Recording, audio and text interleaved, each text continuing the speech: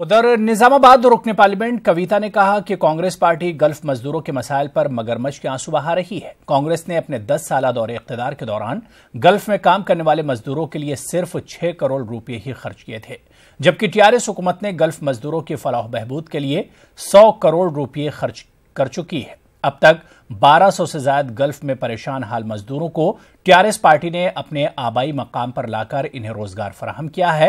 महमूद अली ने कहा कि कांग्रेस की लापरवाही के सबब मुसलमान रिजर्वेशन से महरूम हो गए हैं।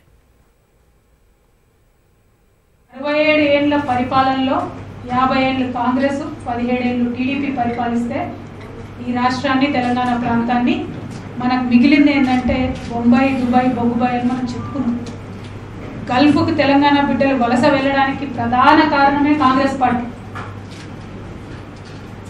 మరి అటువంటి పార్టీ ఇవాళ గల్ఫ్కు పోయి ముసలి కన్నీళ్లు గాలుస్తూ మేమేదో మీకు చేస్తామని చెప్పేటటువంటి ప్రయత్నం చేశారు।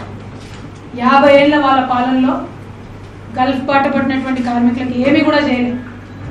ఏమీ చేయకపోగా వారి యొక్క కష్టాల్ని పరిహాసం చేసే విధంగా 2006వ సంవత్సరంలో ఒక డిపార్ట్మెంట్ పెడుతున్నాము ఎన్ఆర్ఐ సెల్ గల్ఫ్ వెల్ఫేర్ అని చెప్పి పెట్టింది।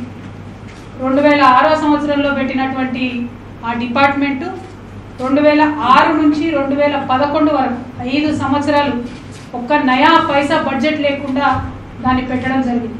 ఏం చేశారు మా కవిత మేడం ఎంపీ గారు 12 రోజు పార్లమెంట్లో ధర్నా చేశారు, పిల్లగాడ్స్కు రిజర్వేషన్ ఇవ్వండి। కాంగ్రెస్ ఎక్కడ పోయింది? అప్పుడు ఒక్క పార్లమెంట్ మెంబర్ కాంగ్రెస్ వచ్చే సపోర్ట్ చేయలేదు। ఆయన చెప్తా ఎట్లా ఇస్తా ఎట్లా తప్పకుండా ఇస్తా, మా సీఎం గారు ఏ మాట చేస్తే దేవుడు ఆశీర్వాదం ద్వారా తప్పకుండా ఇంప్లిమెంట్, అప్పుడు లాస్ట్ టైం చేయలేదు, నెక్స్ట్ టైం తప్పకుండా చేస్తా। आगे बढ़ेंगे। हैदराबाद में गीतम यूनिवर्सिटी और इंटरनेशनल स्ट्रेस मैनेजमेंट एसोसिएशन की जानिब से 5वां आलमी स्ट्रेस मैनेजमेंट इजलास मुनक्किद हुआ, जिसमें मार्गदर्शी चिटफंड एमडी शैलजा किरण के अलावा डॉक्टर्स, प्रोफेसर्स और दीगर ने शिरकत की। शैलजा ने अपने खिताब के दौरान कहा कि खुशियों को बांटने वाला शख्स ही बिना किसी दबाव और जहनी उलझन के जिंदगी गुजार सकता है। इस इजलास में मुल्क और बैरून ममालिक के 250 से ज्यादा अफराद भी मौजूद थे।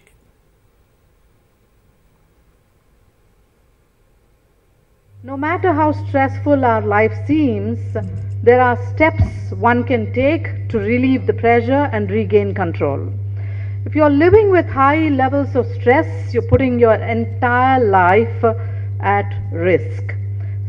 Stress wreaks havoc on our emotional equilibrium as well as our physical health. It narrows our ability to think clearly, function effectively, and also destroys our life. Goal is very, very important in one's life. It is the goal that can get you to going to any extent. If people have achieved miraculously, it is because they have a very clear goal, and once your goal is oriented, you don't stress at all. That's my personal experience.